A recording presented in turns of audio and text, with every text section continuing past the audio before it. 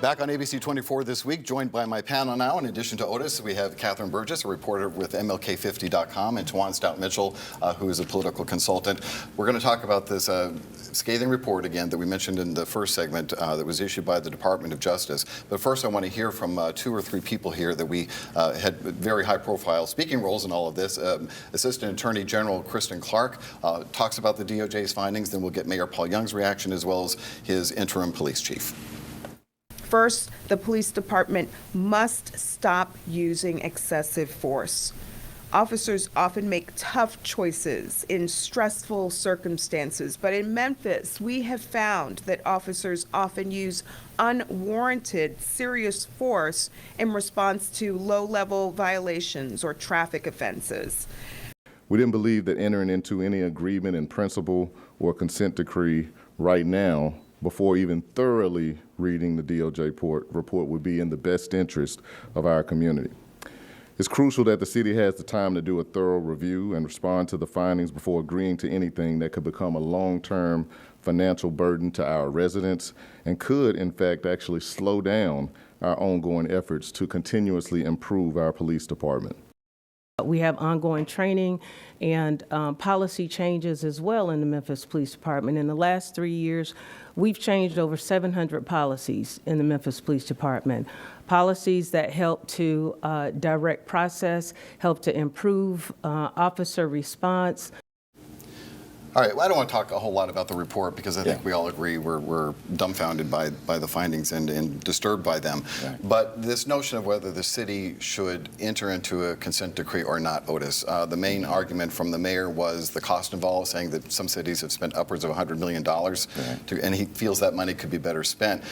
They do seem to be wanting to reach some sort of compromise. At least they're not denying anything in the report or wanting to fight the need for some reforms, but it's just the consent decree seems to be a real a point of issue here. And I'm not surprised that the mayor would say that right now, because usually consent decrees happen after a lawsuit is filed in federal court, and then you have a federal judge that sort of oversees the consent decree. That's what has happened in the past. We had a consent decree in 1978, going all the way back to when I was a young reporter against the police department. So I'm not surprised that he would say that right now.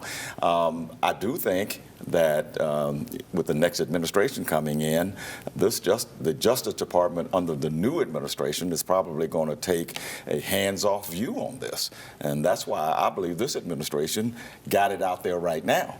I would just hope that the mayor and the interim police chief, C.J. Davis, abide by their comments at that press conference last week, that they are addressing these issues. They have made some systemic changes there because that's what needs to happen here. The public knows, based on the Tyree Nichols and all the video we saw there, that abuse does happen, and they need to address that. And that's what started this all, was the Tyree Nichols case, and got the DOJ very involved and interested in what's going on in Memphis. What's your reporting show you, Catherine? Yeah, well, I think I was struck in reading through the report that it showed officers regularly violated the Constitution, federal law, state law, and their own MPD policies. And nowhere in society do we trust people who have abused their power, who have committed crimes, who have broken the law, to reform themselves. And so I think Memphians are asking, what's the oversight going to be? If it's not the DOJ, if it's not a consent decree, if it's not the Trump administration's DOJ, who is going to provide that accountability and oversight to the very city and the very police department that committed these violations? That seems like a legitimate concern. Tawan, what are your thoughts? Well, I think they have a lot of dangling balls that they're trying to handle. They have lawsuits, major lawsuits going on, where they said that this is not, let's just say, for example, the Tyree Nichols situation, and they have said this is not a result of our policy.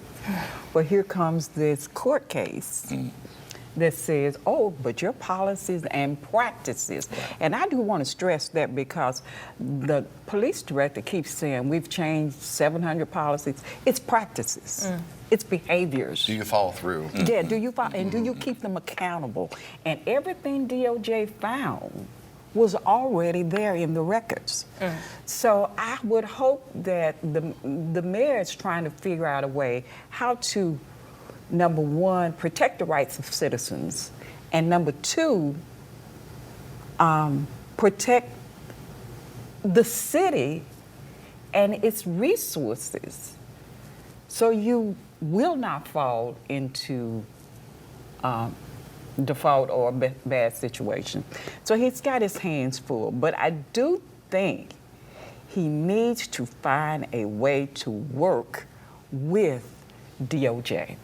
It may not be the consent decree, but the lawyers need to come together, find out if we can work with a panel. They pick 3 people, you pick 4 people, and let's figure out how we can hold people accountable for actions and make the changes that are recommended by DOJ. I think we need to think of a new way of doing it, and I believe since we are in a change of administrations on the federal side, there's a way to do that, but they need to work together with DOJ. And I'm gonna tell you another reason why you do, because we depend on federal funds for too much for us to find ourselves in a tug of war with them. And I don't think that'll change after the administration, this administration leaves and another federal administration comes in, because we are a democratic city and they would love to make an example of us.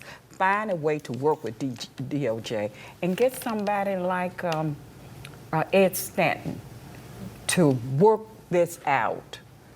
What do you think? If the city is sincere in its effort to, hey, we want to make change and substantive change, we don't even mind some oversight. But if they're sincere about that, do you think the DOJ is going to be willing to think outside the box? I'm not sure. Again, we're talking about an incoming DOJ here. And I don't have any faith that a Trump Department of Justice is going to try to hold any local community, especially a community like Memphis, their feet to the fire on this. Remember now, we had a consent decree with the juvenile court back in the middle of in 2012, 13, 14 under the Obama administration. When Trump came in the first time, that was dissolved. Now, that's true. So I just think that I don't have any faith that a new Justice Department is going to do anything. That's the reason I say it is up to the mayor, it is up to the police chief, is up to a consensus that we're going to try to change the culture of the police department, and it's difficult to police yourselves. I agree with that, Catherine, but I don't expect anybody else to be doing this.